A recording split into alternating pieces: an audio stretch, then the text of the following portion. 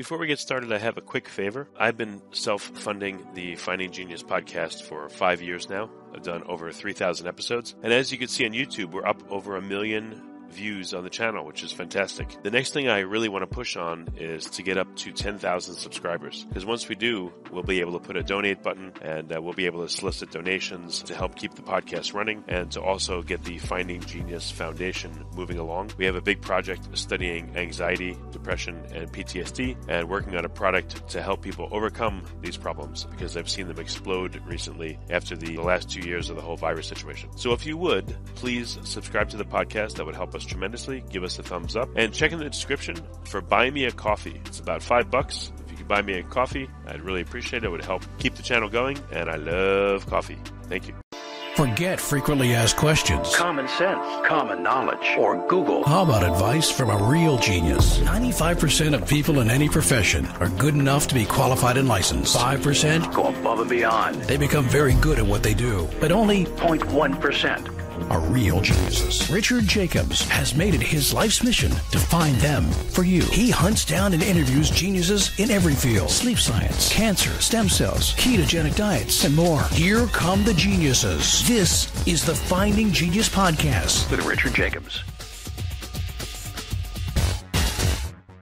Hello, this is Richard Jacobs with the Finding Genius Podcast, now part of the Finding Genius Foundation. My guest today is Karol Darsa. She's an author and an executive director. She's also an accomplished trauma psychologist. The book she authored is called The Trauma Map. She's founder of the Reconnect Center in Pacific Palisades, California, and creator of the Reconnect Integrative Trauma Treatment Model. So we're going to talk about what that means and her background. And welcome, Karol. Thank you. Thank you for having me. Yeah, tell me a bit about your background and how you got to be involved with trauma therapy. Sure. I've been a psychologist for 25 years. From the very beginning, actually, my interest was always trauma. I worked first as a social worker because I wanted to work with kids. And as I had my own kids, I decided to work with adults. It just because I could see that childhood trauma is what was really impacting everyone. So I got all the trainings that were available to become a trauma therapist.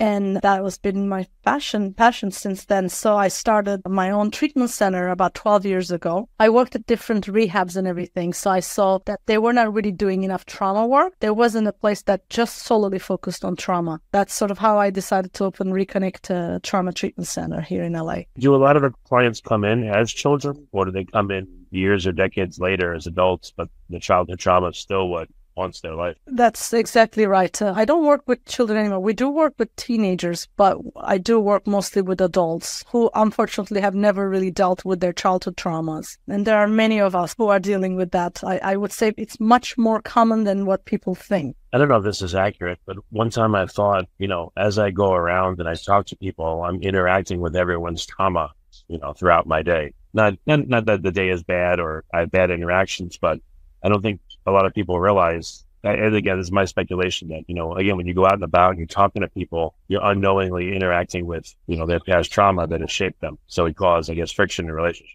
That's for sure. Well, because we carry them and they're usually not addressed. People think trauma means something extreme, right? Like an earthquake survivor, war survivor, or sexual abuse survivors. But they don't realize that if they haven't had that, they could have also had trauma in different areas, especially relationship oriented, right? So when you have had relationship trauma, then it's going to show up as an adult when you're relating to other people, because they're going to remind you consciously and unconsciously of what happened in your childhood. So you're going to be very reactive to each other. Is there a certain age at which people tend to, their trauma comes back out, even if they didn't know about it for years? Like, is it at the midlife crisis, particular ages where this happens? That's a good question. I've never noticed that. I don't think so. I think as soon as you hit adulthood, it could show up pretty in any time after 20 years old. Because in your childhood, there's some form of resiliency that's very natural. People, because you're playing, you're going to school, just kind of get distracted in a positive way. But when you hit adulthood, because the adulthood responsibilities are also very stressful, under stress, definitely more traumatic symptoms will show up. Yeah, I would think that, along with what you said, there's also a resiliency when you're,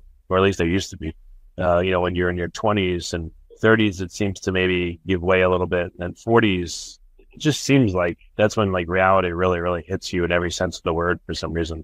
People have midlife crises, and I think that's why probably a lot of this stuff comes out maybe at that age. I don't know.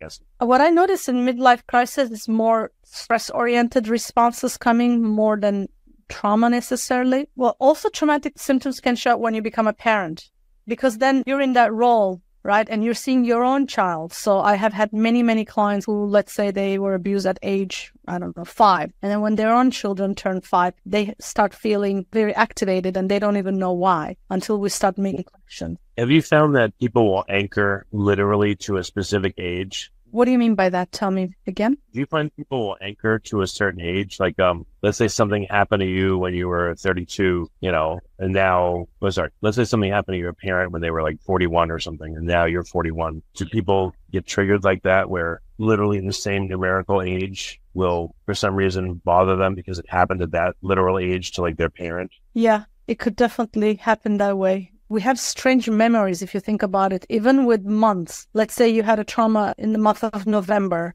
years ago, and then when that date comes, you might find yourself depressed or upset or anxious again without really knowing why. So I don't even understand how our bodies do that, but it has some sort of a cyclic remembrance in that way. What are there typical responses people have when they come see you, or like what are the reasons they give when they come see you? Like, how does the trauma manifest in their life? Yeah, so there are people who come in and they're very, very cognizant of the reason why they're here is because they have a specific memory they want to work on. They know that they endured some form of trauma or abuse and they're haunted by it, right? Either in their nightmares or in their thoughts. And it's just very, very obvious, like sort of apple to apple connection, right? Let's say a sexual abuse, then they have difficulty forming a romantic relationship. That's a very easy to sort of understand issue. But then there are other people who come in, they don't know that they have trauma. They're kind of suspecting, but they're most dealing with mood disorders, either generalized anxiety or depression, or most commonly right now is dissociation,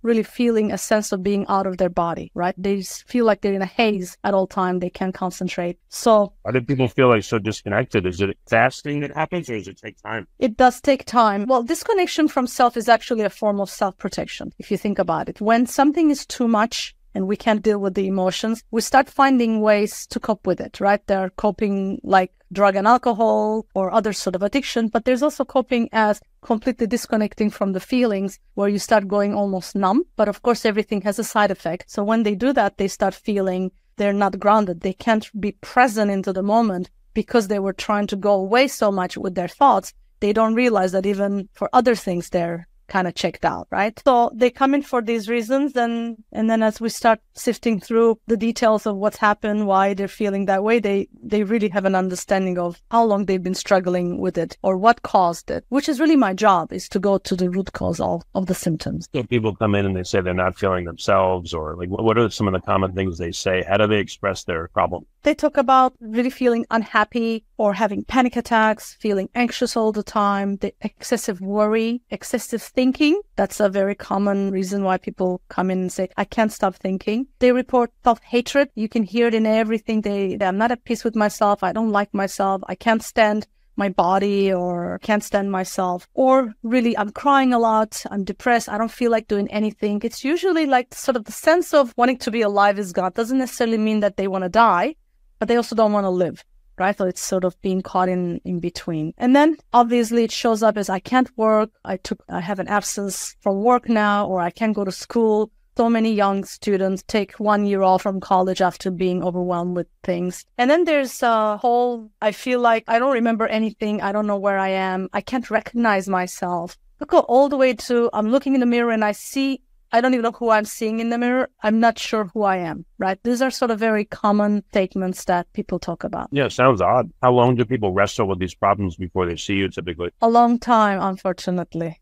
A long time. I wish people addressed sooner, but I think until people are really in crisis, they don't look for help. How long is long? Years? Months? Yeah. Decades? Well, both. Years and decades, I would say. Most people are waiting a long time. I mean, some of my clients as young as, like I said, teens or 18, which I always say, you're so lucky you came at such a young age, but I have clients who's 70 years old as well. What have you noticed? Have people gotten more traumatized or more anxious over the past 10 years or so? Or like, what have you seen over the time you've been doing this? That's actually a good question too, because when I first opened my clinic 12 years ago, I realized the clients that were coming in had less severe symptoms And now, especially I would say since COVID, the last 3-4 years, the symptoms are much more severe, really visibly. More people are struggling longer. It takes longer for them to recover. It's just sort of like more frequent. There's ongoing sense of unhappiness, unsatisfaction, and a generalized sense of anxiety that has definitely increased. Well, the statistics actually show that it increased more among young people, especially teens and young adults. But you could see it with older age, middle age as well. Before we continue, I've been personally funding the Finding Genius podcast for 4.5 years now, which has led to 2,700 plus interviews of clinicians, researchers, scientists, CEOs, and other amazing people who are working to advance science and improve our lives and our world. Even though this podcast gets 100,000 plus downloads a month, we need your help to reach hundreds of thousands more worldwide. Please visit findinggeniuspodcast.com and click on Support Us.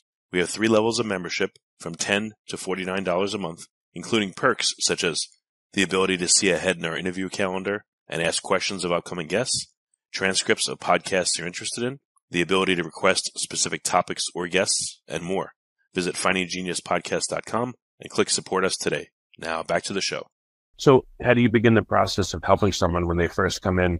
Like, how do you get a lay of the land and figure out what's troubling them? We actually follow what's called a 3-stage trauma treatment. So the first stage or the first phase is really about stabilization. So we are going into just what are your symptoms, education, right? We do a lot of education because you have to understand what's happening. When you understand what's happening, where it's coming from, it first of all helps with the judgments because most people come in feeling bad about themselves, thinking they should be doing better. So there's a lot of sort of self-blames, shame, and self-hatred even. So we work with that. But then we start teaching tools, specific tools. How do you deal with anxiety? How do you do when you overreact to things? What do you do when you get angry? So there are very specific tools that not only they do it in sessions, but we give it as homework. It's a little bit like a muscle workout. The more you do it, the more you become proficient at it, right? And like you're building muscles for it. So we want to make sure that people start sort of calming down, that their nervous system is less activated. It's less upsetting sense. Once we achieve that and they're practicing regularly and they seem more present, then we're going deeper, right? We're going to have to do now more emotional work, deeper work. If they're willing and they agree to it, we go into earlier experiences that cause these symptoms and we process them. And there are specific techniques that we're trained to do process. So it's not just talk anymore, but the specific techniques really directly target those memories. And so we work on those. And then the third phase is called integration. Like after we do the memory processing, then there's a sort of a sense of like, okay, there's some relief that happened. They have tools. They understood where it's coming from. And then how do they move on with their lives and how do they integrate everything that they learned and practice it on an ongoing basis? At what points do people tend to push back or shut down or say, no, I've had enough, wanted to stop? Yeah, it probably is when we start getting deeper, it becomes emotionally very difficult. And some people may not want to go forward. By the way, my philosophy, and that's an important thing for me to say, is never to push a person. I never do. It has to come from the person. They have to be willing. If they don't want to, they don't have to. They could still just learn the tools without really going deeper into it. And they could still have successful outcomes, believe it or not. It's a little bit of a myth to believe that you have to really dig deeper or you have to really know the details of your trauma in order to heal. It's not as necessary as people think. Is there a point where people are suddenly free? Or is it just a gradual thing and all of a sudden they realize, wow, things are better?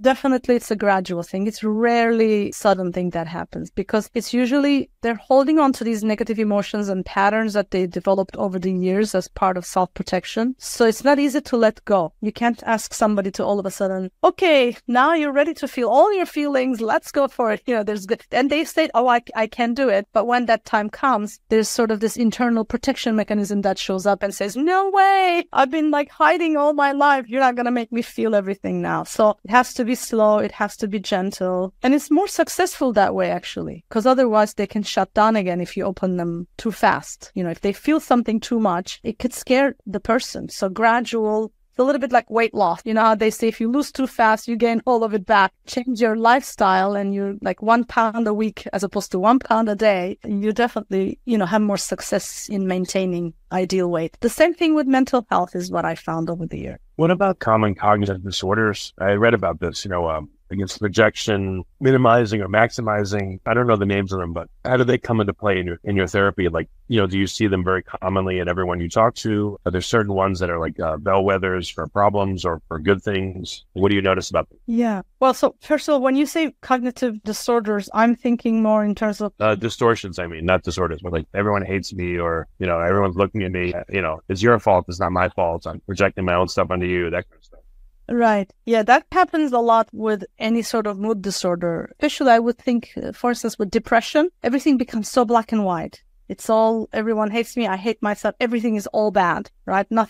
There's no gray area. That's really related to the mood. But when you start working on the mood, both with therapy and sometimes with medication because it's necessary, you start seeing that the distortions organically start changing. You can challenge the cognitive processes, but if you don't also address the mood part and how it feels to be in the body and like kind of helping through the body, just to challenge the thought, you might not have that much success. That's been my experience. I know cognitive behavioral therapy is very supportive, but it's not sufficient in itself because the cognitive distortions are also signs often of a trauma. If a child heard all their lives how horrible they are in direct and indirect messages, and then they're adult and that's what they believe, you telling them, no, come on, look in the mirror, you're a good person, it's just not going to change it that much. Right? They have to understand that comes from a childhood hurt, and they have to be able to actually experience and heal that hurt. They have to find some form of empathy through processing those feelings. When they are willing to do that, the distortions on its own change, and it's sort of an easier,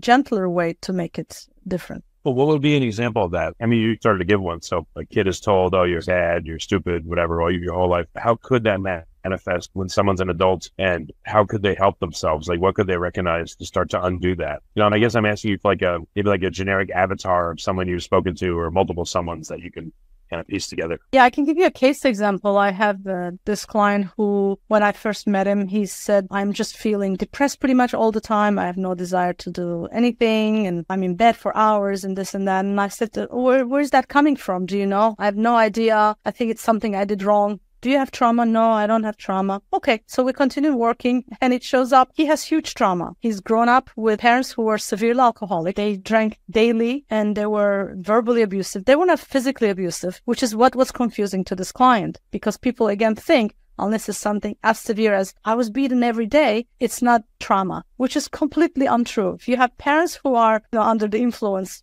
every evening, basically, and they're treating you like you don't matter, this is what you're going to believe. You're going to believe you don't matter, right? So the way I started working with him is actually to really do a lot of psychoeducation about what trauma is, what it does to you, because he didn't even know that it can affect you that much. He kept comparing himself to people with different stories. So once he understood that, it started kind of creating a sense of really validating his own feelings. So he went from, no, it's all my fault, to, oh, wait, I understand. I'm reacting this way because of my trauma. My trauma is getting triggered, not because I'm a weak person, right? That's one of also the common misconceptions that people have about themselves. If I can't get over this depression, it's because I'm not strong enough, which is completely untrue. So as we worked on that and he started really understanding it, then we had to go deeper into the emotion. How did it feel really to grow up with alcoholic parents? And there's a lot of grief in there that children couldn't feel it at the time because they have to survive. So we got deeper into the emotions, and he was able to start seeing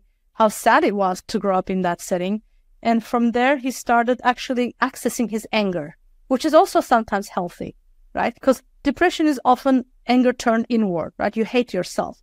But to be frank, he was upset with his parents for not taking care of him. So we started kind of channeling that in a healthy way. Right? It's not, of course, about like fighting with your parents now, but it's about understanding what that anger is about and validating your experience. So that gradually started helping him to take the blame out of himself and into seeing it as, okay, this was a traumatic situation.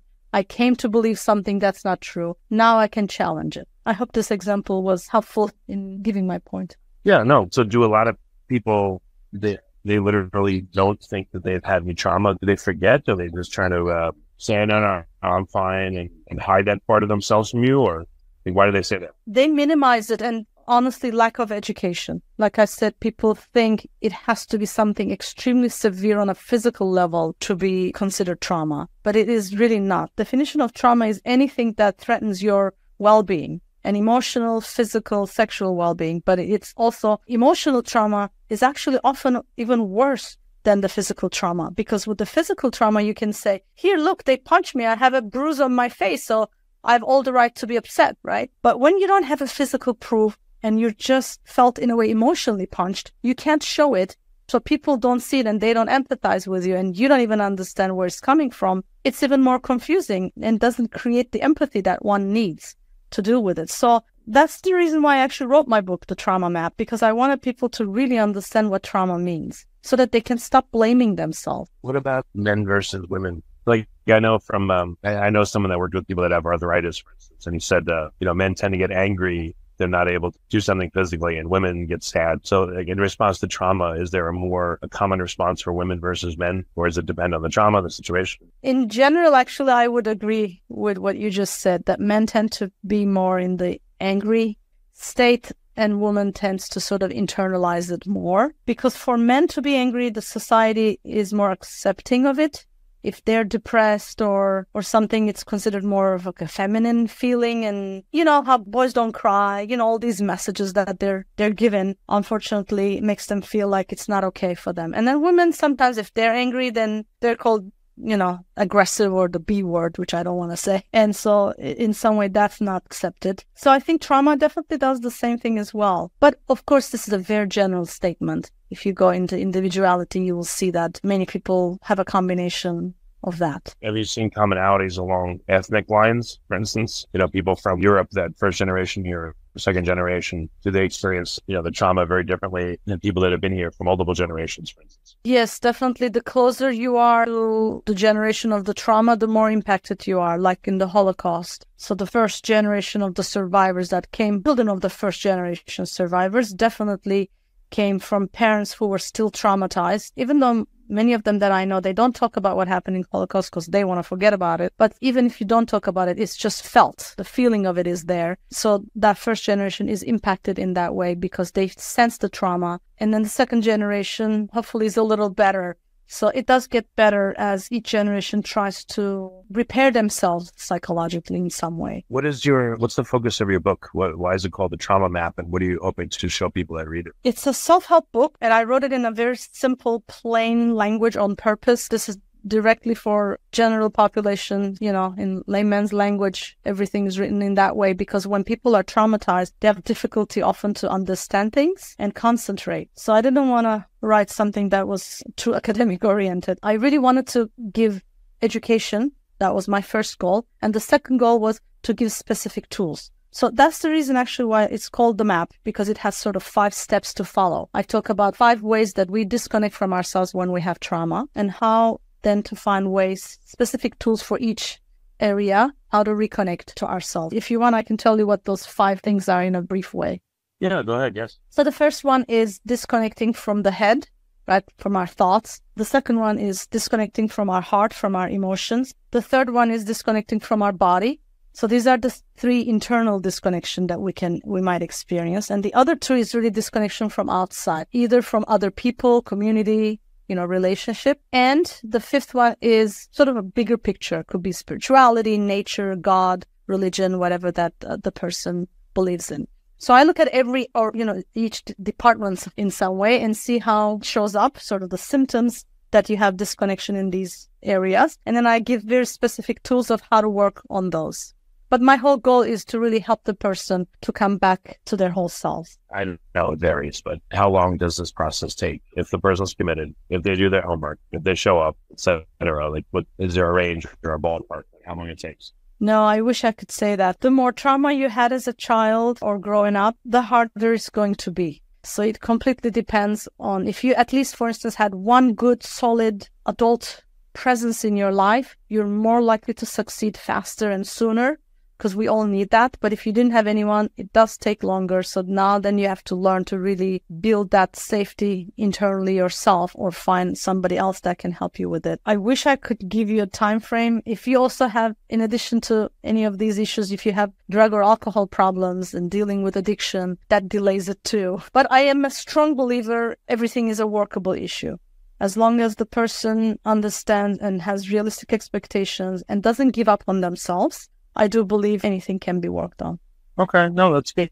What are some areas of the therapy and the trauma that you feel like still need work to make them better? Like, are there certain people you just can't help? And is it because of the person themselves, or because there's still tools that are lacking to help certain people? I think it's a lot to do with willingness. I do strongly believe in that. We don't realize, but some negative feelings or being caught up in the past could be also addictive. If you've never processed it before, then no, you have to process it. But for some people, even after it's processed, they still have a hard time to get out of it because it's familiar. And even though it's painful, a lot of people actually prefer to stay in the familiar, painful state rather than moving on. So that's one way of I'm looking at the willingness. But the second way of the willingness is really that it requires discipline to work on it. As I was saying earlier, it's like going to the gym, building muscles. You can't go to the gym, I don't know, just 1 month in your entire life and say, hey, how come I don't have muscles like years later? It's just going to go away. Mental health is really like that. And that's where I think people are failing. They go and look at it only when things are in crisis.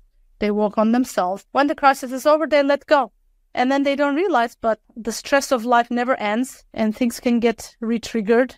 And next thing you know, they're back in the crisis again. So my suggestion is work on yourself, but continue to work regularly. Have a routine, a daily routine between meditation, grounding practice, heart math, yoga, journaling, writing your emotions out, or having maybe once a week somebody that you can talk to regularly so that the continuous effort is always there. Any new frontiers in trauma therapy that you're working on and you think you're looking forward to some development in, or do you feel like you have most of the tools to be able to help people today? I think we are always needing more tools because things take really long time. But in the last 10, 15 years, the most important development in trauma treatment has been about somatic therapy, which means body-oriented therapies. Before they used to believe only about if you talk about it and if you remember what happened, you're healed. But now they're seeing that that's not enough and that you have to really include the body in your treatment because our bodies remember things, not just only our minds. In fact, many times our bodies remember even more than what the mind remembers. So somatic therapies help you to,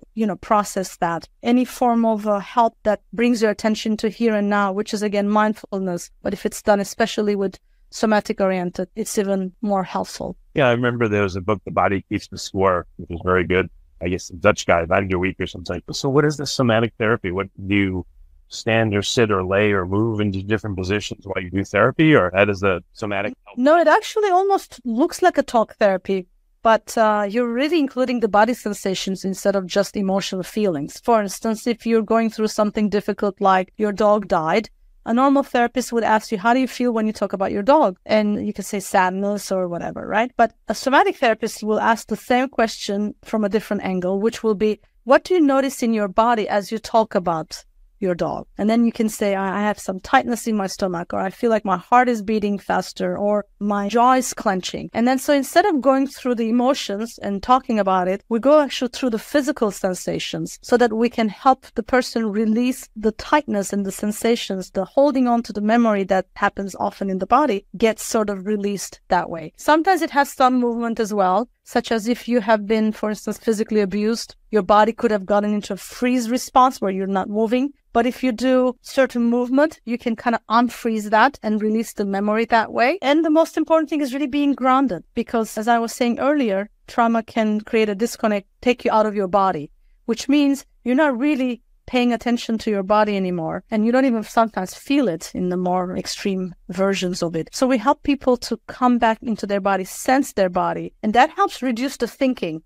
We have really the illness of overthinking right now. The more computerized we became, the more in our thoughts we are. We're thinking all day, going around and around in circles. So when you help a person to start noticing the sensations in their body, like even now, when you're listening to me, you can pay attention to your feet, pay attention to your back, to your legs. And that kind of starts slowing the thinking, the negative thoughts down a lot. That's what we're finding. You mean when you have negative thoughts, you pay attention to how your body feels? And let's say, I don't know, when I think of firemen or something, my chest gets tight, or like you said, your dog died, your chest gets tight. How would a somatic therapist help you? Like, okay, I feel this tightness when I think about the dog that passed away. What do you do about it? You just acknowledge it, but what do you do to release that tightness?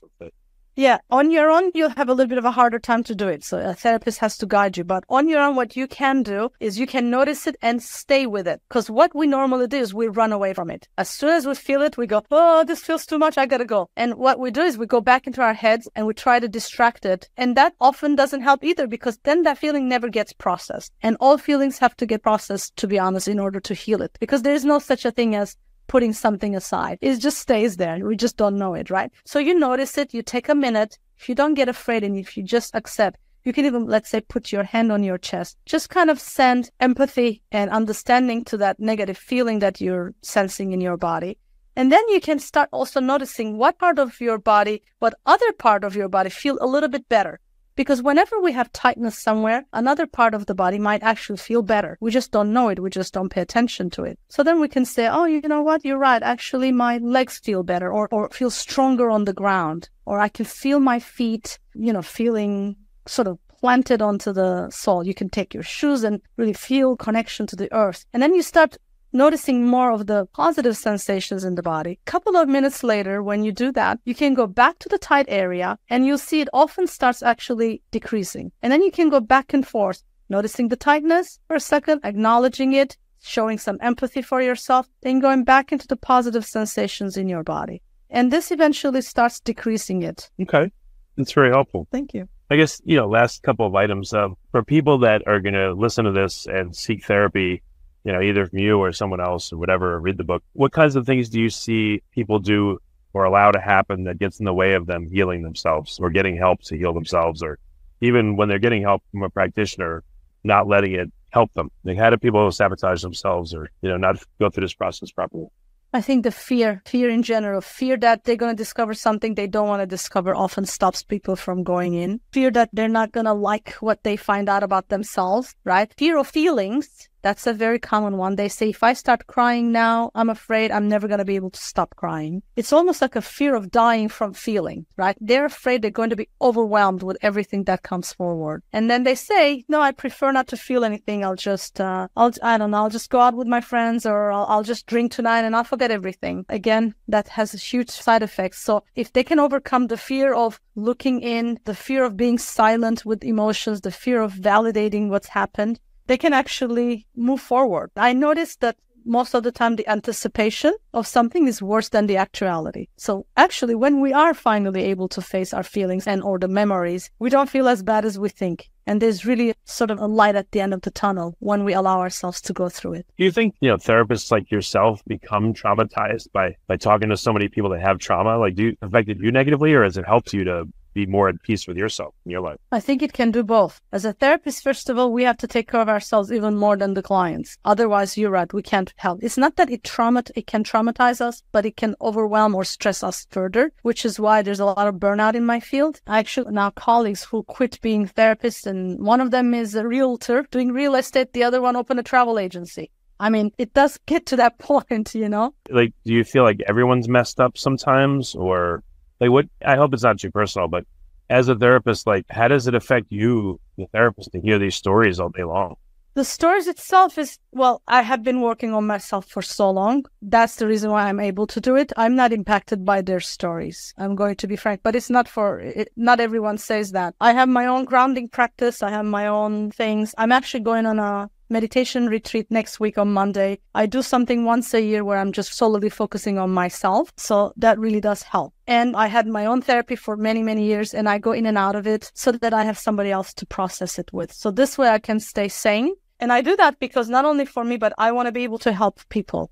And so I see it as my duty to take care of myself. But it can be very stressful for sure. But everybody has a different reaction. Some people say, oh God, I could never do trauma work. For me, the difficult thing is to work with depressed people, for instance, because their energy is so low, they're so unhappy, that I have to really keep up my energy strong and my joy up. But it's contagious. You have to be careful. Yeah, I mean, do therapists go to therapists? And if so, are they a special kind of therapist? No, they should. Some of them don't. But I recommend for everyone to have somebody else that they can talk to once a week. It doesn't have to be too many times. I actually love it because, I listen to other people all day and finally I have 1 hour. It's all about me. It feels good. That's hilarious. I guess last question, what is the most difficult thing for you to deal with with somebody? Like, I guess you hinted at it, depression is hard because of the low energy level, but are there any cognitive distortions that make it very difficult for you to work with somebody? Or is it just generally if someone's not cooperative, you're like, okay. Yes, this is again a personal answer because it will depend from therapist to therapist. For me, probably even harder than the depression difficulty is when clients get angry at me. And that's actually, we call that projection. They're not angry at me because necessarily I did something, but I usually represent someone for them, especially because I own a trauma treatment center. I have staff, so I'm sort of, I'm the boss. So if they had any issues with authority figures in their lives, including even parents, teachers, I don't know, anyone, that comes out at me because I have to put certain rules and boundaries, right? Or there's payment that has to happen or there's a cancellation policies and things like this. So people get angry when you put boundaries because they're not used to it. Or you remind them of somebody they didn't like in the past. But those are the ones that are, I would say, more tiring, and you have to really address it with a lot of empathy and show them that it's not that so much of what you did, but that I'm reminding them of someone. And that's a hard one for them to understand. Okay. Well, very good, Karol. So if you can, let's restate the name of your book. And I guess it's available on Amazon and everywhere you can get books. And, tell the listeners the name of your book and where it can be gotten. Sure. It's The Trauma Map, 5 Steps to Reconnect with Yourself. And you can definitely have it on Amazon. There's also the audiobook. You have a good voice, so it's nice to hear something read in your voice. Thank you. Because I have an accent, having been here from Europe, I didn't want somebody else who didn't have an accent read the book. So I said, I will read it. That's what I did. Well, that's good. Excellent. For listeners that want to get help, where do you serve people? Like all over the U.S. or just local to you? Do you do telehealth or they have to come in? Like where can people go to get help from you or your center?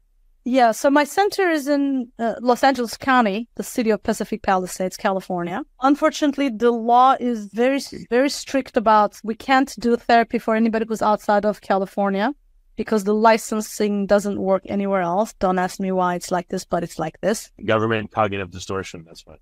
Exactly. They think if you live in Nevada or Florida, I can't help you. I have no idea why. Drives me crazy. Our program is intensive therapy. We do anywhere from 3 to 5 hours a day, 3 to 5 times a week. And it's integrative. It's not just psychotherapy. There's yoga, massage, movement, art therapy, neurofeedback, everything. So we do everything in person now. We don't do online anymore. Oh, wow. I'm available for consultations and stuff like that as well, both for therapists or sometimes people just call me because they want guidance of, here's something like for guidance kind of things. I can talk to some people even out of state, but I cannot do ongoing telehealth. Okay. Well, very good, Karol. It's been a really great call. And thank you for coming on the podcast. And, if listeners are interested, I encourage them to get your book and look up your center and, go from there. So thank you, Karol. Thank you for inviting me again. If you like this podcast, please click the link in the description to subscribe and review us on iTunes. You've been listening to the Finding Genius podcast with Richard Jacobs. If you like what you hear, be sure to review and subscribe to the Finding Genius podcast on iTunes or wherever you listen to podcasts. And want to be smarter than everybody else? Become a premium member at findinggeniuspodcast.com. This podcast is for information only. No advice of any kind is being given. Any action you take or don't take as a result of listening is your sole responsibility. Consult professionals when advice is needed.